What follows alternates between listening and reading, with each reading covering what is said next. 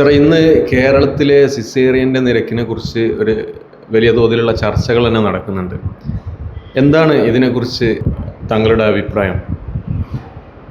കേരളത്തിലെ വളരെ ഉയർന്ന സിസേറിയൻ നിരക്കാണ്. 44% സിസേറിയൻ നിരക്കാണ് കേരളത്തിൽ റിപ്പോർട്ട് ചെയ്യപ്പെട്ടുള്ളത്, അല്ലേ? പക്ഷെ ലോകാരോഗ്യ സംഘടന പറയുന്നത് 10 മുതൽ 15% വരെ മാത്രമേ സിസേറിയൻ നിരക്ക് പാടുള്ളൂ, അതിൻ്റെ ഉള്ളിൽ നിർത്തണം എന്ന് കർശനമായ നിർദ്ദേശമുണ്ട്. എന്നിട്ടും കേരളത്തിൽ ഇത്രയധികം സിസേറിയൻ റേറ്റ് എങ്ങനെ വന്നു എന്നുള്ളത് ഇപ്പോഴത്തെ മാധ്യമങ്ങളിലൊക്കെ ചർച്ചയായല്ലോ. പക്ഷെ അവരൊക്കെ കണ്ടുപിടിച്ച ഒരു കാരണം പ്രധാനപ്പെട്ട കാരണം എന്താണെന്ന് വെച്ചാൽ, രോഗികളും അതുപോലെ തന്നെ അതായത് ഗർഭിണികളും അതുപോലെ തന്നെ അവരുടെ കൂടെ വരുന്നവരും ഡോക്ടർമാരെങ്ങനെ സമ്മർദ്ദത്തിലാക്കി സിസേറിയന് വേണ്ടി നിർബന്ധിച്ച് ഡോക്ടർമാരെ കൊണ്ട് നിർബന്ധിപ്പിച്ച് ചെയ്യിപ്പിക്കുക എന്നുള്ളതാണ് പൊതുവേ വന്നൊരു അഭിപ്രായം. സത്യത്തിലത് ശുദ്ധ നുണയാണ്.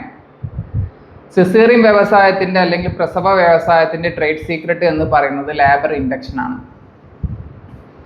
അതായത് സ്വാഭാവികമായ വേദന വന്ന് പ്രസവിക്കുക എന്നുള്ളതാണ് പ്രകൃതി നിയമം. അതിനെതിരെ അല്ലെങ്കിൽ നമുക്ക് പ്രസവം ഒരിക്കലും പ്ലാൻ ചെയ്യാൻ പറ്റില്ല, പക്ഷേ സിസേറിയൻ പ്ലാൻ ചെയ്യാൻ പറ്റും, അല്ലേ? അപ്പോൾ കൂടുതൽ ഹോസ്പിറ്റൽ ബില്ല് ഉണ്ടാക്കാൻ വേണ്ടിയിട്ട് ഇവരെന്ത് ചെയ്യും? നിയമവിരുദ്ധമായി അശാസ്ത്രീയമായി ലേബർ ഇൻഡക്ഷൻ ചെയ്യും. അൺനാച്ചുറലായി വേദന വരാൻ വേണ്ടിയിട്ട് ഇഞ്ചക്ഷൻ വെക്കുകയും അതുമൂലം പല കോംപ്ലിക്കേഷൻസ് ഉണ്ടാവും. അപ്പോൾ സ്വാഭാവികമായിട്ടും സിസേറിയനിലോട്ട് പോകും. അപ്പോൾ ഇതാണ് അതിൻ്റെ ഒരു ട്രേഡ് സീക്രട്ട്. പക്ഷേ ഈ ഒരു ട്രേഡ് സീക്രട്ട് എവിടെയും ചർച്ച ചെയ്യപ്പെടുന്നില്ല, ആരും അത് തുറന്നു പറയുന്നില്ല. ഇപ്പം കേരളത്തിൽ തന്നെ പല ഹോസ്പിറ്റലുകളിലും പല പ്രോട്ടോക്കോളുകളാണ് ഉപയോഗിക്കുന്നത്.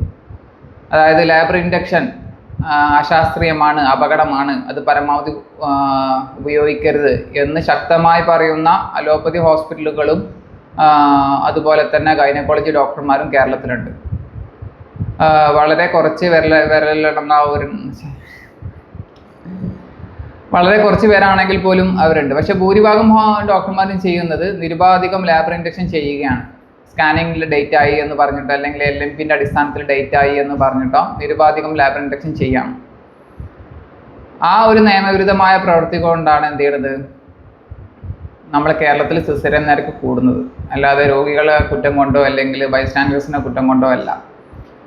ഇപ്പോൾ ഇന്ത്യയിൽ ഒരു ആധികാരിക ബോഡിയെ നമ്മൾ മനസ്സിലാക്കുന്നത് ഫോക്സിയാണ്, അല്ലേ? Federation of gynaecologist.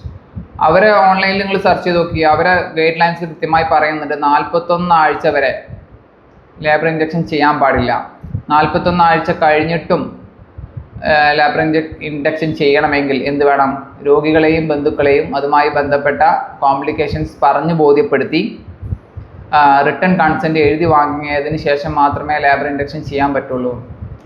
പക്ഷെ നമ്മൾ ഒരു ഹോസ്പിറ്റലുകളിലും എനിക്ക് വ്യക്തമായ ബോധ്യമുണ്ട്, ഇത്തരം ഭൂരിഭാഗം വരുന്ന അല്ലെങ്കിൽ 99% വരുന്ന ഹോസ്പിറ്റലുകളിലും ഈ നിയമം പാലിക്കപ്പെടുന്നില്ല. അപ്പോൾ അതുമായി ബന്ധപ്പെട്ട് നമ്മൾ തന്നെ വിവരാവകാശ നിയമപ്രകാരം സർക്കാരിലോട്ട് എഴുതി ചോദിച്ചു, നാട്ടിലിങ്ങനെയൊക്കെ നടക്കുന്നുണ്ടല്ലോ, അതിനെക്കുറിച്ച് നിങ്ങൾക്ക് വല്ല ധാരണയോ ആരോഗ്യവകുപ്പിൻ്റെ കയ്യിൽ വല്ല പഠനങ്ങളോ ഉണ്ടോ? അപ്പോൾ അവരുടെ കയ്യിൽ യാതൊരുവിധ പഠനങ്ങളോ അല്ലെങ്കിൽ അവരുടെ അടുത്ത് ഇതിനെക്കുറിച്ച് യാതൊരു ധാരണയും ഇല്ല എന്ന രീതിയിലാണ് നമുക്ക് മറുപടി കിട്ടിയത്. അപ്പോൾ ഇതിനെതിരെ ഒരു ജനകീയ മുന്നേറ്റം വളരെ അത്യാവശ്യമാണ്. സുരക്ഷിതമായ പ്രസവം, സുരക്ഷിതമായ ജീവിതം എല്ലാ പൗരന്മാരുടെയും മൗലിക അവകാശത്തിൽപ്പെട്ടതാണ്. അതിൽ അടിയന്തരമായി സർക്കാരും ആരോഗ്യവകുപ്പും സർവോപരി ജനങ്ങളും ഇടപെടണം എന്നാണ് നമ്മൾ ആഗ്രഹിക്കുന്നത്, അല്ലേ? തീർച്ചയായും. Okay, thank you sir.